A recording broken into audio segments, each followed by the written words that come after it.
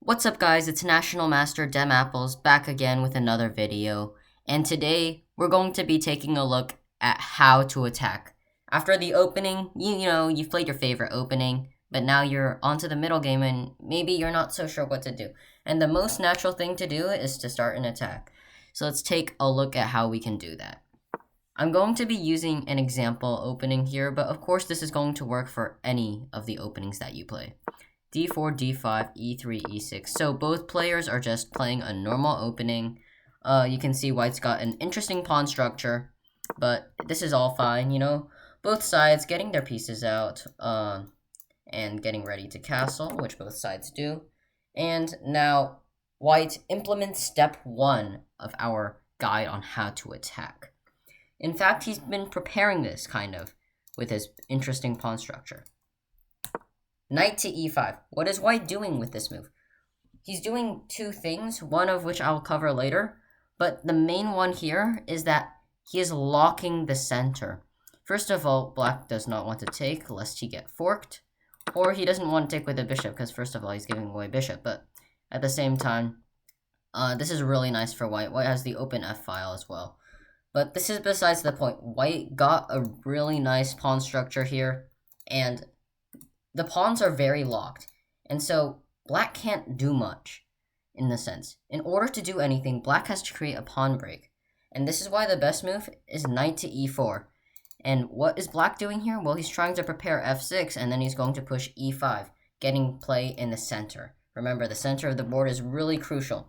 So, if you control it, right, or if you lock it down, let's say this pawn were here, right, there would be no counterplay for your opponent, so you can attack in peace. This is one of the most important parts of an attack, making sure you can't be punished. So after knight e5, say bishop d7, this is a careless move, and let's see what happens if black continues to be careless. We implement step number 2, which is move pieces to the side of the board where you're attacking. Now, where is white attacking? He's not attacking on the queen side. Usually you want to attack where you got more space or where your pawns are pointing. And right now it's pretty clear that white's pawns are pointing this direction. So, rook f3, we're going for the king. And this rook is going here or here. Not sure yet, but let's see. Queen c7, and this is a very... it's not bad yet, but it's getting there, right? This is just what happens if black plays natural moves, right? He's connecting his rooks. But after rook to h3, we can see white has gotten more pieces into the attack, which is step 2. And now he's looking for step 3, which I call a breakthrough. Now, breakthroughs can happen with in multiple ways. After rook ac8, which is a blunder, by the way, black has been too careless of white's brewing attack and gets punished. Breakthroughs can happen in two different ways. One is like a pawn push. So let's say you create pawn tension in the position. For example, I go f5. Now, this is not a good way because it just gives up a pawn, and I don't really get anything except I block my bishop, which isn't good. But, generally, you'd push your pawns and try to open up the position. The other way is a piece sacrifice to open up the position, and this is what white does here. Very nice move. Bishop takes h7. Black pretty much has to take this one. If he doesn't take, first of all, he's down a pawn, but after queen e1, g6, bishop g6, what white is doing with this is that he's making sure that he checkmates black on the h-file. So this is a very nice checkmate idea. So black has to take this bishop, and after queen to h5, checkmate is already unstoppable. White wins.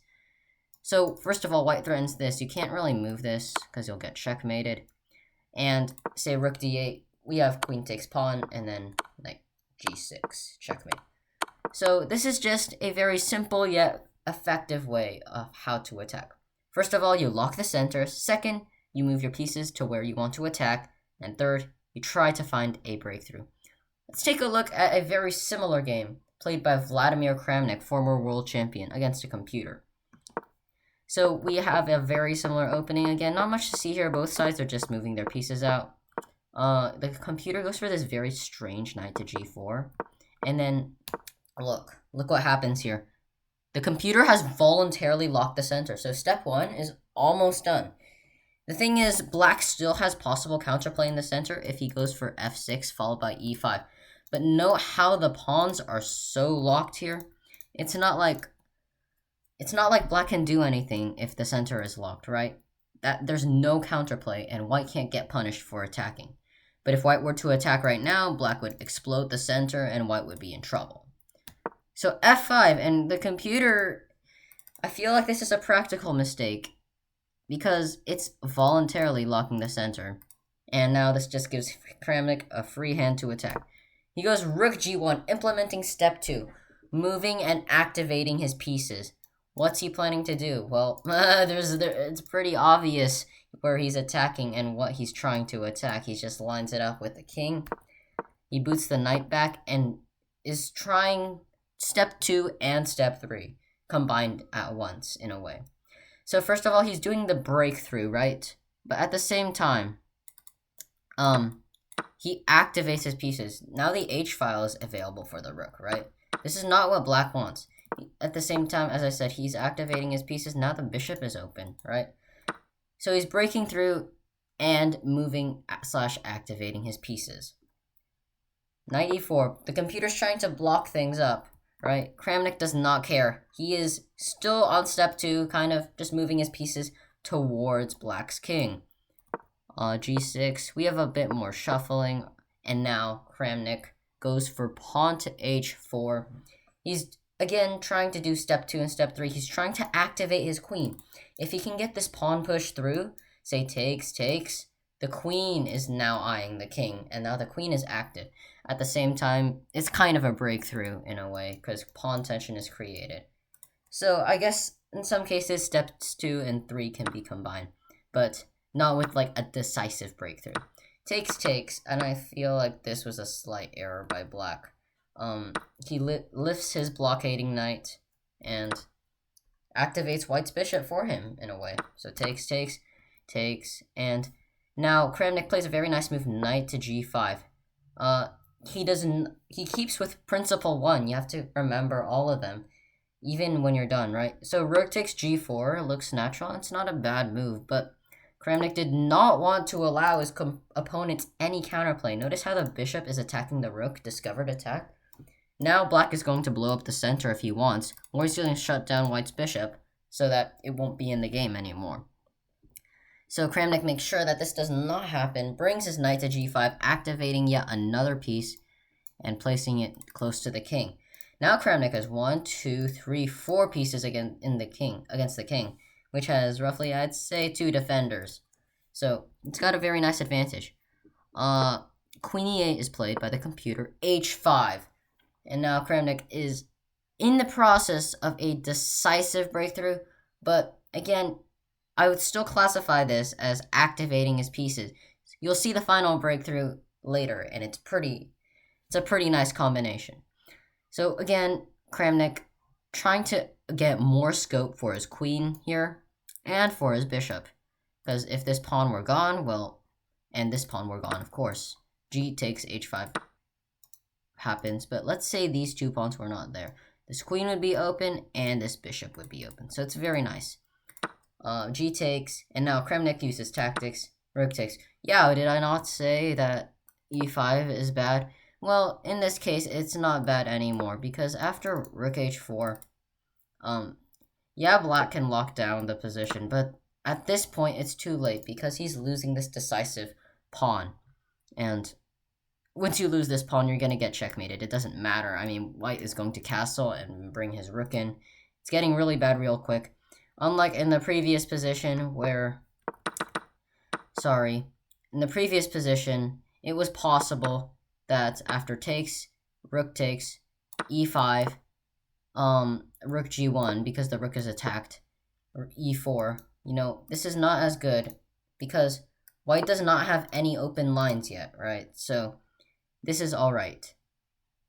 Anyways, Kramnik takes, exploiting the fact that this pawn cannot capture the rook because of checkmate. And so, yeah, rook f6 is played, rook h4, attacking the pawn very simply, rook h6, and now queenside castles, getting ready to activate another piece. Kramnik is still, as I said, moving pieces to the attack. And notice how the lock center really benefits. Black can't push e5. He can't activate this bishop, and if he can't do that, he can't move the rook. Right? So these pawns just controlling the square really do make the difference here. And now Kramnik has 1, 2, 3, 4, 5 pieces in the attack versus 3. So this is pretty good. A5, rook h1. He's going to attack the h5 pawn, as I said. He's going to continue to attack the h5 pawn. He doesn't want to trade too many pieces when you're attacking. So bishop d1, and now bishop takes pawn. Very simple, right? Queen f8 because the queen was attacked. And now Kramnik simply goes e4. He wants to bring every piece to the party now. This bishop, not playing. Now it's playing. He's going to push f5 next. And now the rook will be under fire. The bishop will be in the game. He will have every single piece, excluding the king, because the king's a loser. But he wants every single piece in the game. Bishop d8, f5. Everything is coming to life now. And the computer cannot handle it. Bishop to g6, attacking the rook. And rook takes. There isn't much to be done here. I mean, to be honest. Rook takes. Just trading rooks takes. The bishop cannot be taken. They trade a pair of pawns. Bishop f6 is played, and now Kramnik finishes off the game in style. He could have pushed pawn to e5, which is the computer's choice, but Kramnik sees a forced win and goes queen takes h7. Step 3, the final decisive breakthrough. Yes, this hangs a queen. So what? Kramnik's calculated that after this, check, and now the king has no spots to go to. Black's got to give up his queen, and now after rook takes, you might say, oh, well, look at me, I'm so smart. I take, and after take, I take your rook and I win. No. Unfortunately, Kramnik can fork the pieces. And yeah, there's no way to protect both of them. Say takes, and no. One of these pieces are going to drop, and white has a winning endgame. Which is why, in this position, the computer resigned. So, I hope you enjoyed this video and this guide to attack in chess. And yeah, like and subscribe if you enjoyed, and I'll see you next time. Bye.